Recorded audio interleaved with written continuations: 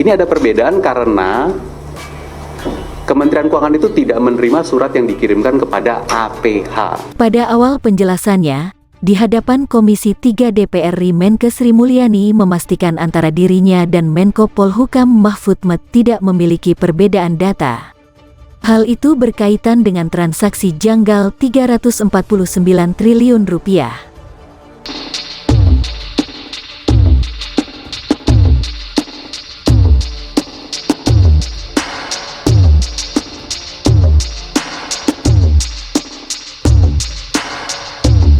Terima kasih Pak Menko.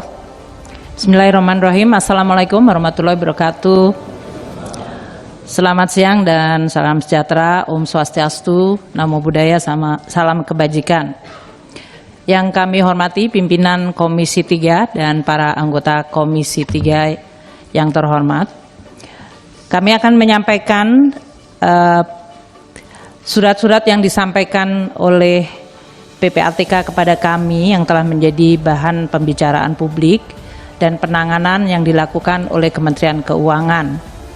Juga banyak sekali konsep atau ide-ide yang barangkali juga perlu untuk diluruskan seperti yang tadi disampaikan oleh pimpinan Komisi 3 mengenai transaksi mencurigakan yang menyangkut pekerjaan Kementerian Keuangan, tupoksinya kami, atau yang disebut menyangkut pegawai Kementerian Keuangan.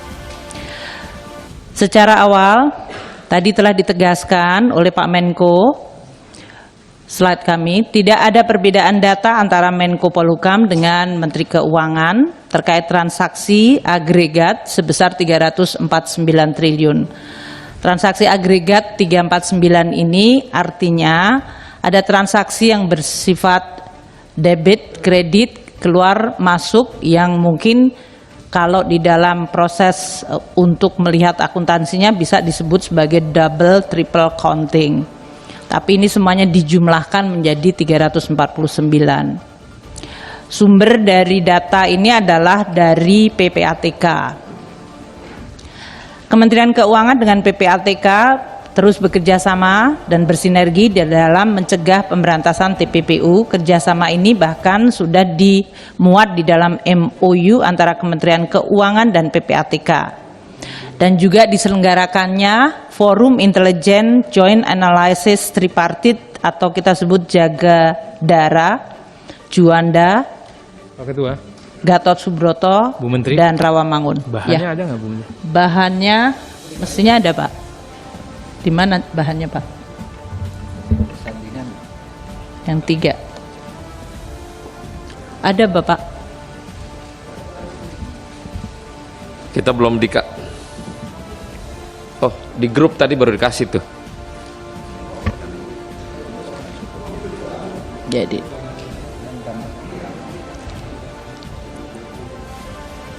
baik. Boleh kami teruskan sambil Ya, terusan. Boleh ya Pak ya? Oke. Jadi kami juga membentuk Forum Intelijen Joint Analysis Tripartit yang terdiri dari PPATK, DJPJ, dan DJP yang terlibat aktif dan juga dalam Komite Koordinasi Nasional Pencegahan dan Pemberantasan TPPU. Kementerian Keuangan telah menindaklanjuti semua LHP, LHA terkait tindakan administratif terhadap pegawai ASN yang terbukti terlibat sesuai dengan Undang-Undang Nomor 5 Tahun 2014 Junto PP Nomor 94 2021 tentang disiplin PNS. Jadi nomor 3 ini kalau ini menyangkut pegawai Kementerian Keuangan dan laporan dari PPATK yang menyebutkan pegawai Kementerian Keuangan yang dikirim kepada kami telah menindaklanjuti menggunakan mekanisme Undang-Undang Nomor 5 2014 dan PP Nomor 94 2021, terutama di dalam menetapkan hukuman tindakan disiplin administratif terhadap pegawai yang bersangkutan. Tadi telah disampaikan oleh Pak Menko, 200 surat yang dikirim PPATK ke Kementerian Keuangan, 186 telah selesai ditindaklanjuti dan mengakibatkan hukuman disiplin bagi 193 pegawai. Ini periode 2009 hingga 2023. Karena ada juga berita yang menunjukkan seolah-olah tahun ini saja 193. Ini 2009 hingga 2023. Sementara 9 surat ditindaklanjuti ke aparat penegak hukum.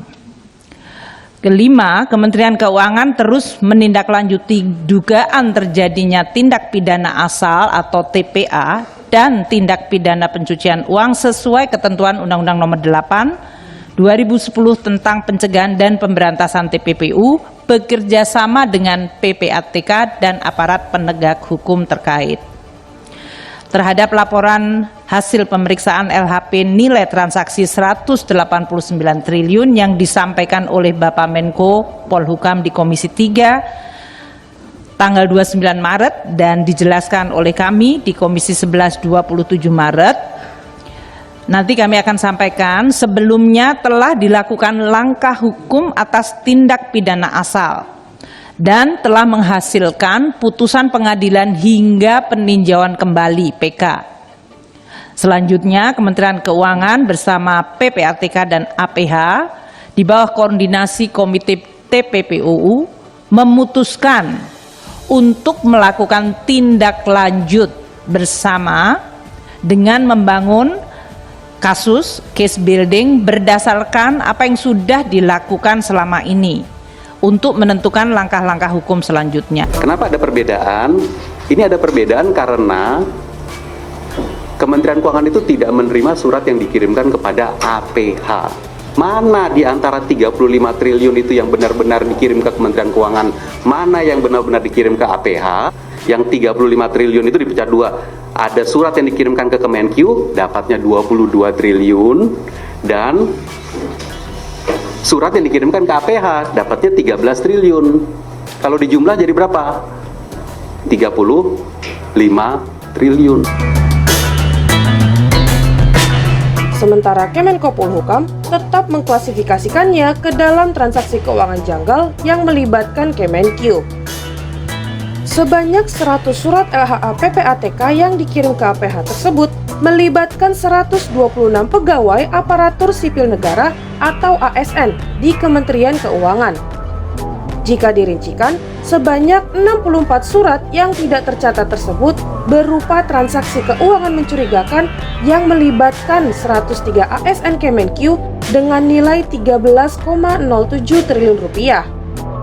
Sebanyak 2 surat transaksi keuangan mencurigakan yang melibatkan 23 ASN Kemenq senilai 47 triliun rupiah dan 34 surat transaksi keuangan mencurigakan yang terkait kewenangan pegawai Kemenq dengan nilai 14,18 triliun rupiah. Suhasil menegaskan bahwa data yang disajikan berasal dari sumber yang sama, yaitu rekap surat PPATK.